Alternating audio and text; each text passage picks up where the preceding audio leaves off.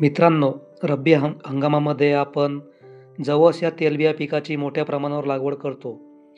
या पिकाचे जोमदार वाढ होऊन भरघोस उत्पादन येण्यासाठी हे पीक सुरुवातीच्या 1 ते दीड महिन्यामध्ये तणविरहित ठेवणे गरजेचे असते. तणविरहित ठेवण्याकरता आपण पारंपरिक म्हणजेच निंदणी करतो. निंदणी करण्यासाठी खर्च जास्त येतो.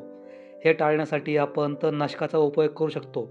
चला तर पाहूया जवस या पिकामध्ये कोणकोणती तणनाशके वापरता येतात. यामध्ये जवस पेरल्याबरोबर जवस उगवण्यापूर्वी आपण पेंडॅमिथिलिन या तणनाशकाची फवारणी करू शकतो.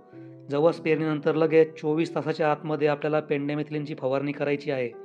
तसेच जवस पेरणीनंतर 25 ते 30 दिवसांनी तण 2 ते 6 पानावर असताना आपण क्लोडिनाफॉप प्रोपॅजल 15% प्लस मेटसल्फ्युरॉन मिथाइल 1% या तणनाशकाची 160 ग्राम प्रति एकर याप्रमाणे फवारणी केल्यास रुंद आणि अरुंद अशा दोन्ही तणांचा बंदोबस्त होतो. मित्रांनो, माहिती आवडल्यास व्हिडिओला लाईक करा आणि अशाच नवनवीन माहितीकरता चॅनलला सबस्क्राईब करा. धन्यवाद.